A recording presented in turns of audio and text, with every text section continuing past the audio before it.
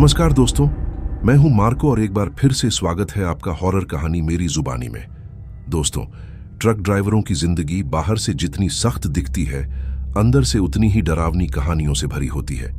हम अक्सर सोचते हैं कि वो सिर्फ सामान एक जगह से दूसरी जगह ले जाते हैं, लेकिन क्या होगा अगर वो जो सामान ले जा रहे हैं वो इस दुनिया का हो ही नहीं।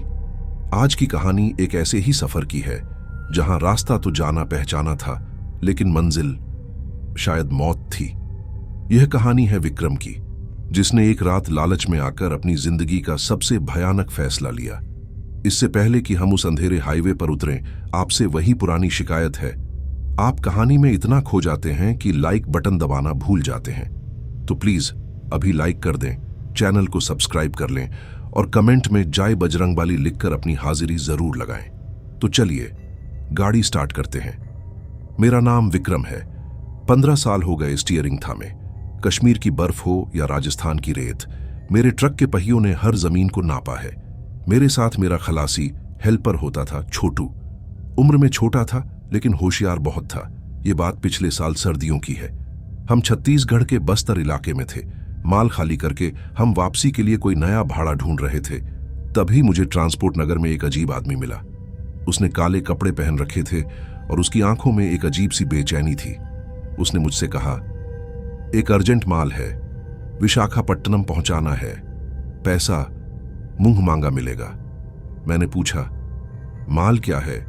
वो थोड़ा हिचकिचाया, फिर बोला, पुराने जमाने का कुछ सामान है, एक बड़ा संदूक है, बस एक शर्त है, रास्ते में गाड़ी कहीं नहीं रुकेगी और पीछे कंटेनर को खोलकर कोई नहीं देखेगा। उसने मुझे 50,000 रुपये एडवांस दिए। उस समय मेरे घर में पैसों की तंगी चल रही थी। 50,000 की गड्डी देखकर मेरी बुद्धि भ्रष्ट हो गई। मैंने न आव देखा न ताव, डील पक्की कर ली। छोटू ने मुझे कोहनी मारकर धीरे से कहा, उस्ताद विक्रम भाई, आदमी ठीक नहीं लग रहा, और बस्तर के जंगल में रात को निकलना, वो भी इस अनजान माल के साथ। मैंने छोटू को डांट दिया, चुप कर, 50,000 का सवाल है, एक रात की तो बात है। शाम के 6 बजे हम गोदाम पहुंचे। वहां का माहौल बहुत भारी था। मजदूरों ने क्रेन से एक बहुत बड़ा, पुराना और लोहे की जंजीरों से बंधा हुआ लकड़ी का संदूक मेरे ट्रक पर लाद दिया। अजीब बात यह थी कि जब वो संदूक ट्रक पर रखा गया तो ट्रक के सस्पेंशन ऐसे दब गए जैसे मैंने लोहे का पूरा पहाड़ लाद लिया हो।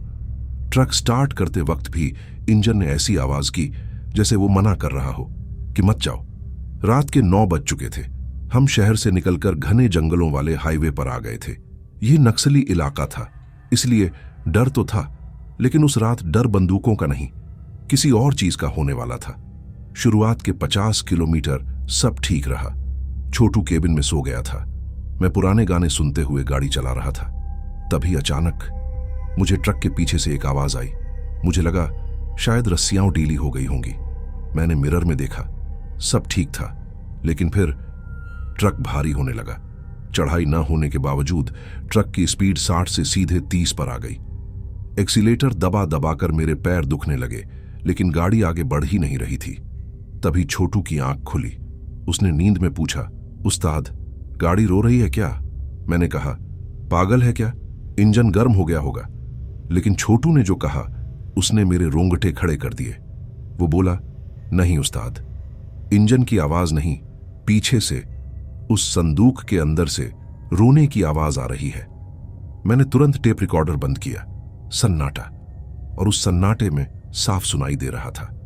ट्रक के पीछे उस कंटेनर के अंदर से किसी के नाखूनों से लकड़ी खुरचने की आवाज आ रही थी, और साथ में एक भारी मर्दाना सांस लेने की आवाज, जैसे कोई बड़ा जानवर अंदर कैद हो। मेरा गला सूख गया। मैंने छोटू से कहा, वहम है तेरा, हवा की आवाज है। तभी सड़क के बीचों बीच मुझे एक पेड़ गिरा हुआ दिखा। मुझे मजबूरी में ब्रेक मारना पड़ा। ट्रक रुका।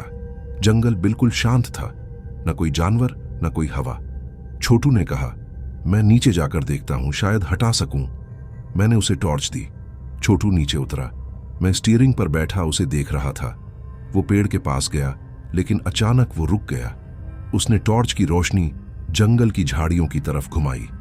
छोटू चिल्लाया, उस्ताद दरवाजा बंद करो। वो पागलों की तरह ट्रक की तरफ भागा। जैसे ही वो केबिन में कूदा, मैंने देखा कि जंगल की झाड़ियों से दर्जनों चमकती हुई लाल आंखें हमें घूर रही थीं। वो जानवर नहीं थे, वो इंसान भी नहीं थे। उनकी परछाइयां लंबी थीं और अजीब तरह से मुड़ी टुड़ी थीं। छोटू ने हाँफते हुए कहा, भगाओ उस्ताद, वो इस संदूक को लेने आए हैं। मैंने गाड़ी बैक की और पेड़ की साइड से कच्ची मिट्टी पर उतारकर गाड़ी भगा दी। उस वक्त मुझे ट्रक के ऊपर किसी के कूदने की जोरदार आवाज आई। धड़ाम। छोटू रोने लगा। छत पर कोई है उस्ताद, छत पर कोई है। मैं गाड़ी को 80 की स्पीड पर भगा रहा था। बस्तर के वो टेढ़े मेढ़े रास्ते और ऊपर से छत पर वो अनजाना बोझ। छत पर जो भी था वो चल रहा था। उसके कदमों की आवाज लोहे की छत पर गूंज रही थी। ठक ठक ठक। अचानक वो आवाज पैसेंजर साइड की खिड़की पर आ गई। छोटू ने खिड़की की तरफ देखा और चीख पड़ा। खिड़की के बाहर एक उल्टा लटका हुआ चेहरा था। बाल जमीन की तरफ लटक रहे थे और वो शीशे पर अपनी जीभ फेर रहा था। उसका चेहरा बिल्कुल जला हुआ था, मांस लटक रहा था। वो चेहरा चिल्लाया नहीं, वो हंसा। एक ऐसी हंसी जो कानों में नहीं, सीधे दिमाग में गूंज रही थी। छोटू हनुमान चालीसा पढ़ने लगा। मैंने अपनी पूरी ताकत से स्टीयरिंग घुमाया ताकि उसे झटका लगे और वो गिर जाए। ट्रक लहराया और वो चीज खिड़की से गायब हो गई। लेकिन अब असली मुसीबत शुरू हुई। ट्रक के पीछे रखे उस संदूक का ढक्कन खुलने की आवाज आई। चर्रर। जंजीरें टूटने लगीं। जिस चीज को हम ले जा रहे थे वो बाहर आ रही थी। मुझे उस काले कपड़े वाले आदमी की बात याद आई, कंटेनर को खोलकर मत देखना। पर अब वो खुद खुल रहा था।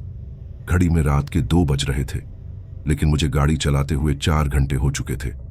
कायदे से अब तक हमें जगदलपुर पार कर लेना चाहिए था, लेकिन मैं सड़क के किनारे लगे माइलस्टोन को देख रहा था। हर 10 मिनट बाद वही मील का पत्थर आ रहा था जिस पर लिखा था, काल भैरव मंदिर 0 किमी। हम गोल गोल घूम रहे थे। रास्ता सीधा था, लेकिन हम उसी जगह वापस आ रहे थे। तभी ट्रक का रेडियो अपने आप चालू हो गया। उसमें से गड़गड़ाहट की आवाज आने लगी और फिर एक भारी आवाज आई, तू मुझे कहां ले जा रहा है विक्रम? मैं यहां का राजा हूं। मुझे मेरे घर से दूर ले जाने की सजा मौत है। यह आवाज मेरी नहीं, रेडियो की नहीं, मेरे दिमाग के अंदर से आ रही थी। छोटू बेहोश हो चुका था। मैं अकेला था। तभी सामने सड़क पर मुझे एक बारात जाती हुई दिखी। रात के 2 बजे घने जंगल में बारात। लोग नाच रहे थे, ढोल बज रहे थे, लेकिन कोई आवाज नहीं थी। सब खामोश। जैसे ही मेरा ट्रक उनके पास पहुंचा, मैंने देखा उन बारातियों के पैर नहीं थे। वो हवा में तैर रहे थे और दूल्हे की घोड़ी पर दूल्हा नहीं बल्कि एक कंकाल बैठा था जिसने सेहरा पहना हुआ था। वो सब मेरी तरफ मुड़े और एक साथ हाथ दिखाकर रुकने का इशारा किया। मेरी अंतरात्मा ने कहा, ब्रेक मत मारना विक्रम, अगर रुका तो तू भी इस बारात का हिस्सा बन जाएगा। मैंने आंखें बंद की और एक्सीलेटर पर पैर दबा दिया। ट्रक उन भूतों के बीच से गुजरा। मुझे ऐसा लगा जैसे मैं बर्फ के पानी से गुजर रहा हूं। मेरे शरीर का खून जम गया। जैसे ही हम बारात के पार निकले, ट्रक के पीछे एक जोरदार धमाका हुआ। वो संदूक पूरी तरह टूट चुका था। मैंने रियर व्यू मिरर में देखा। संदूक से एक काला धुआं निकल रहा था जो एक आकार ले रहा था। एक विशालकाय परछाई जो ट्रक से भी बड़ी थी। वो परछाई ट्रक के पीछे दौड़ने लगी। तभी छोटू को होश आया। वो कुछ अलग लग रहा था। उसकी आंखें पूरी सफेद हो चुकी थीं। वो मेरी तरफ मुड़ा और एक ऐसी आवाज में बोला जो उसकी नहीं थी, कर्ज चुकाना होगा विक्रम, जान के बदले जान।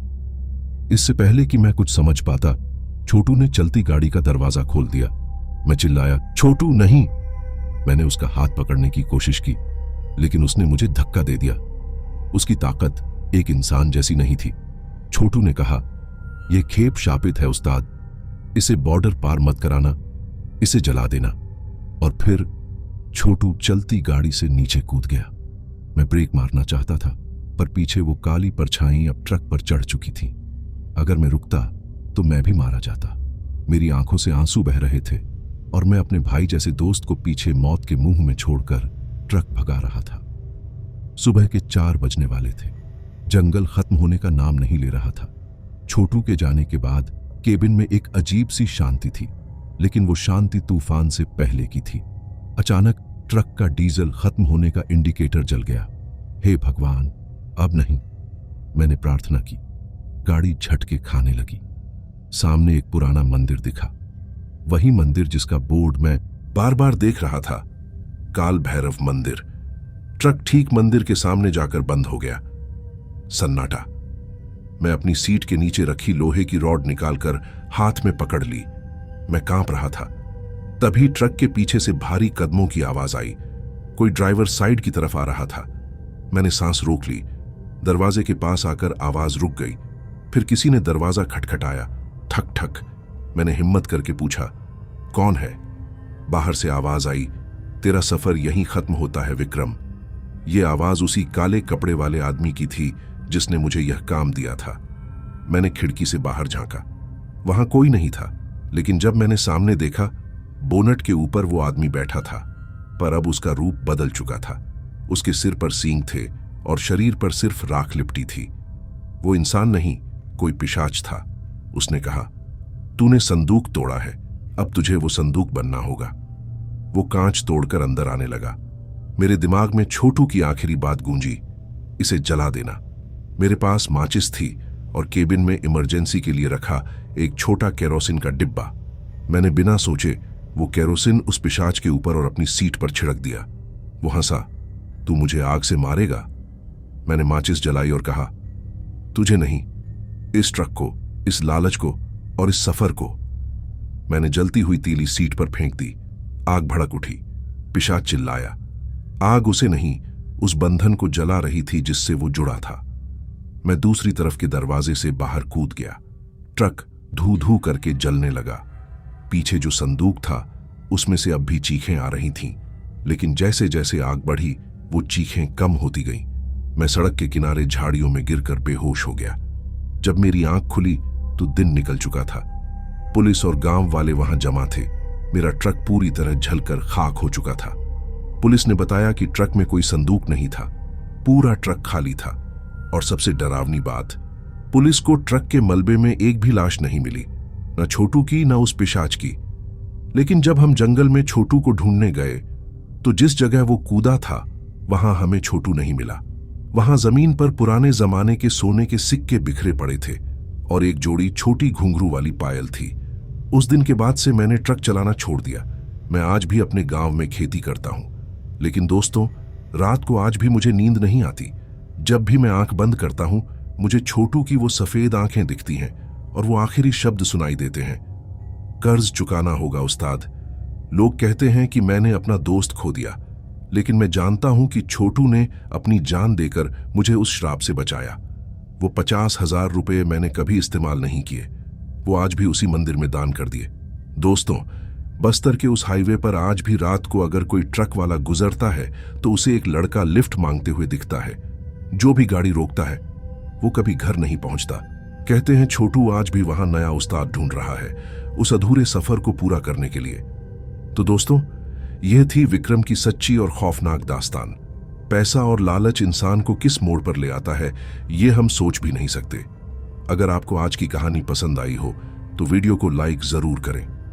कमेंट में बताएं कि क्या आपके साथ कभी हाईवे पर कुछ अजीब हुआ है। चैनल को सब्सक्राइब करके बेल आइकन दबा दें, क्योंकि अगला सफर इससे भी ज्यादा भयानक होने वाला है। तब तक के लिए संभल कर रहें, सुरक्षित रहें। शुभ रात्रि।